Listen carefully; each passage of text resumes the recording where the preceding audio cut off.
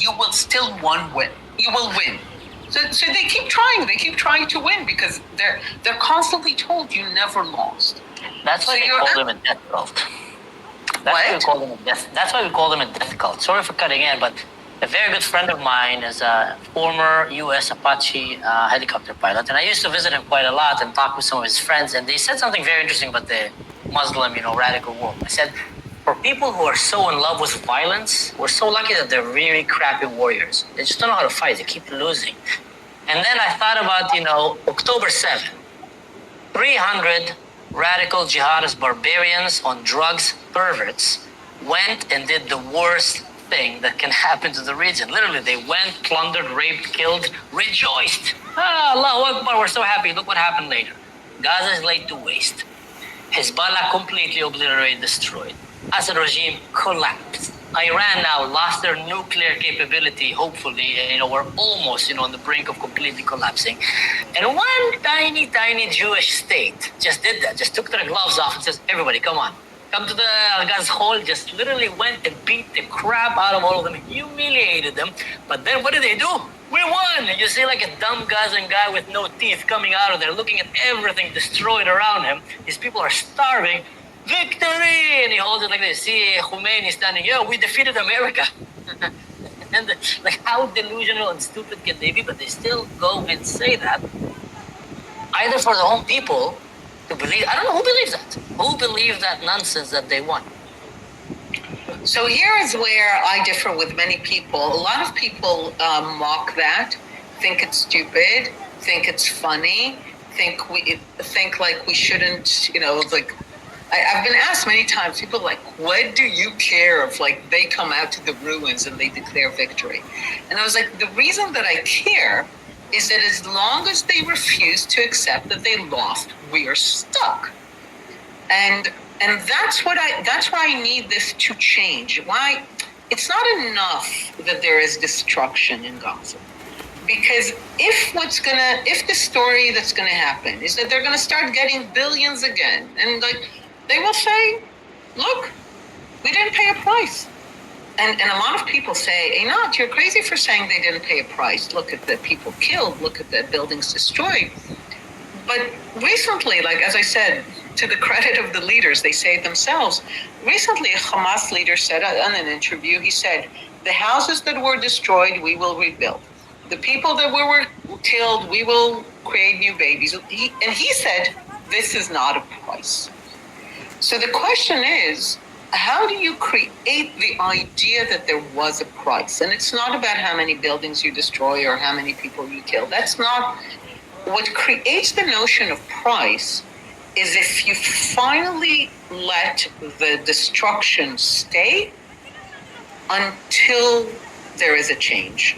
And you asked about actual practical recommendations. So my recommendation from the beginning was to basically divide Gaza in two. Now I'm even saying three. I'm saying the third northern part of Gaza needs to be completely annexed and given to Israel. I say it should be the agricultural fields of the kibbutzim. It has to be clear that the territory of Gaza does not remain the same before and after. That's number one.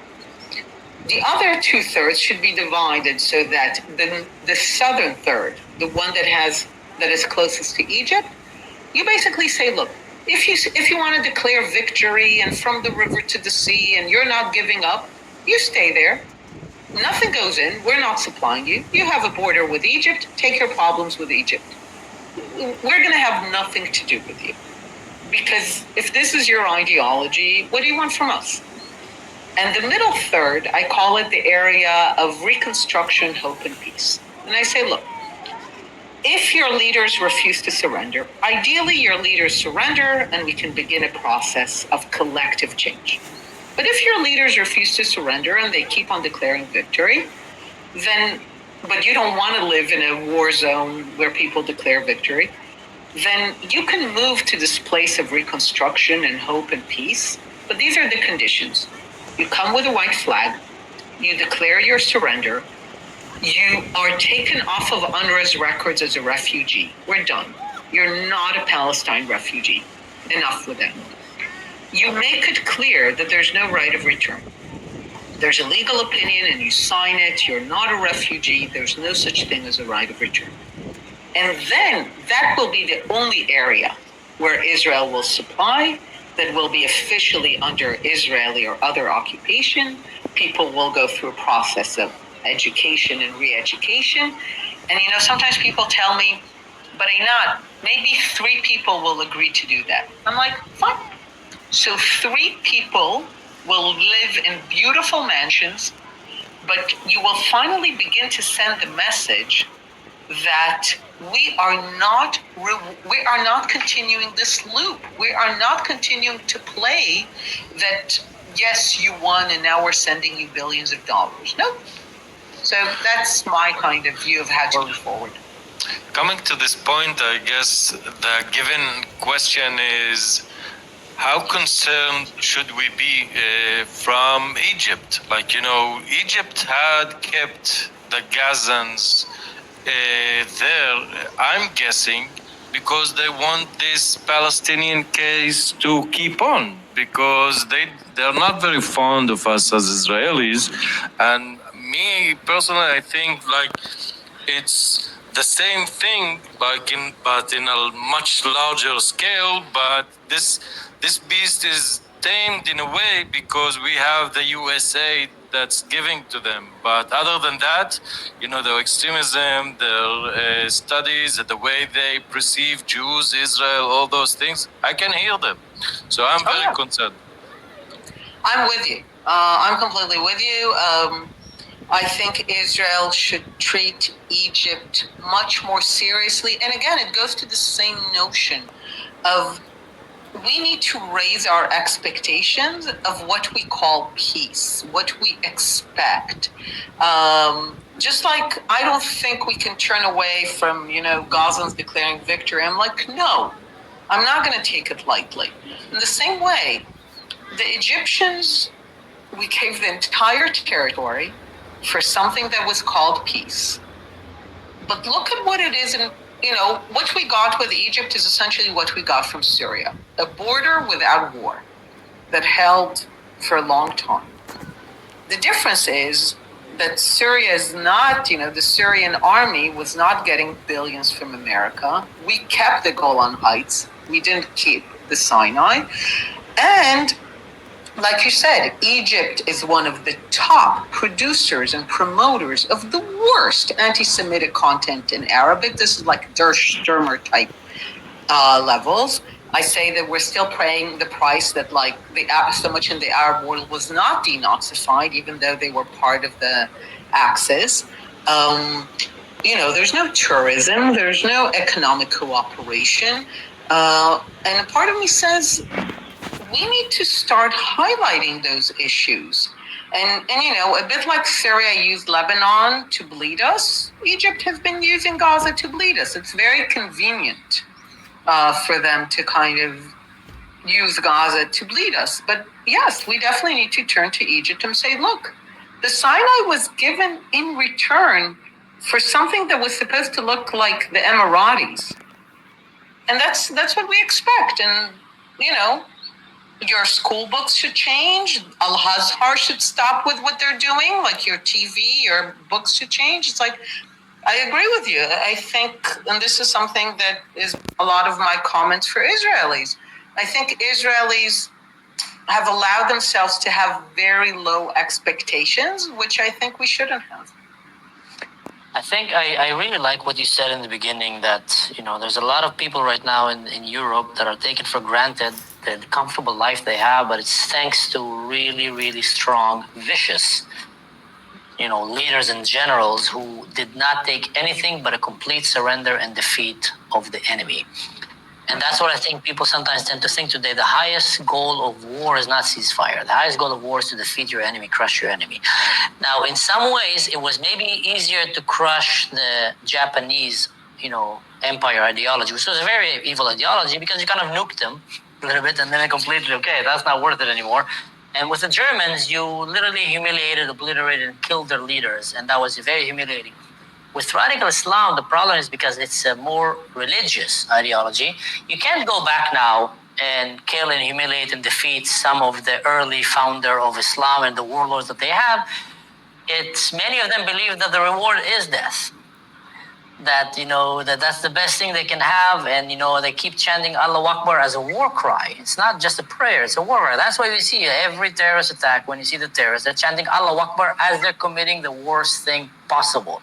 That's something people in the West don't understand. You can't say God is great while you're slitting the throat of a baby, but they do that. And how far should the West go in order to really defeat this Muslim Brotherhood, pro-Palestine movement? Because it's undoubtedly threatening Europe, threatening the US, threatening Israel. And does the West have the guts to do that, or did we just lose? It's just a matter of time until the world will become Muslim. I'll start from the second side. No, I don't think it's over. I think in many ways it's not a coincidence that some of the toughest speakers against the Muslim Brotherhood are coming from the Gulf. I'm sure you've heard some of the speeches, that they went to Europe and they said, listen, we are fighting this and you're importing it. And so what I think is interesting is that we actually by now are starting to see a model. I think that what's happening in the Emirates, in Saudi, I personally think that it's nothing less than an effort for reformation in Islam. Remember how many people talked for years that, until there will be a reformation. And my argument is that this is what they're doing. Because if you notice the Emirati, the Saudi leaders, they're not saying we're done being Muslim. They're saying this is Islam. Islam is modern, confident, future-looking, sends people into space. But they're saying it's Islam. They're saying it's Arab. They're not saying we're not Arab or we're not Muslim. They're trying basically to create a confident, modern, future-looking Arab and Muslim identity that will be attractive, especially to young men, to compete with the ISIS Muslim Brotherhood, because they know that if that ideology succeeds, they're dead. So, which is always a great motivator. So I think that's the path forward. The path forward is, and again, this is why I refuse to say that Palestinianism is simply Islam, because you can be a Muslim and you can be an Arab and not be obsessively against Jews and Zionism. There is a rich Arab and Muslim identity that you can mine and interpret to create a life that is not obsessively about destroying Israel. Palestinianism, if you take away the destruction of Israel, there's nothing left. So this is why I say it's different, because you can be a Muslim and an Arab without being crazy about destroying Israel. Palestinianism is all about destroying Israel. There's nothing else there. So all I'm saying is that the battle is far from lost. And I think in many ways, what's happening in the Gulf is the beginning. I'm under no illusion. It's very small. But I think it shows the way. It shows the way of building an Arab and Muslim identity that is forward, future-looking. I sometimes say that the Abraham Accords are collateral benefit. We're not the central story here. The story is that as soon as they decided to become forward-looking, modern, successful societies, they no longer had a reason to obsess about Israel. That's a very well said. Like, I really love the phrase, and what I really love about the model of the UAE is that it knows that the competition or rivalry will be, but we should shift the energy towards something productive rather than trying to be a victim of something all the time and in despair. Dr. Inat, I must say it's a true honor and privilege talking to you. I want to be very respectful of your time. I really appreciate it. It's always a true pleasure hearing you. Mansour, you want to close our broadcast before we set Anat free? I'll actually close it with a beautiful short story of showing you how beautiful the state of Israel. And I'll explain. When I finished my service, I went and did the Israel Trail. I wanted to walk the land of Israel as a Druze, as an Arab Israeli. There's something called in the Israel Trail, Angel of the Trail, Malachei Shvi. Yeah. It's families that host people in their homes and says, if you're walking the trail, come, you can shower, you can have a clean bed, you can do laundry, we'll give you food. Guess who were the angels of the trail that I went through? Jews, Arabs, Muslims, Christians, Bedouins, atheists. In the land of Israel, it's probably one of the best examples of how coexistence can be when people don't try to murder one another. If you walk in Syria, you're probably not going to survive outside of your town. You're most likely going to die on the way from your village to the next village right now. It's the Mad Max of the Arab world. I walked the Jordan Trail. I'm probably one of the first Israelis since Abraham who walked all of Jordan by foot. I got kidnapped. I got robbed 4 times. It's not a pleasant experience doing that.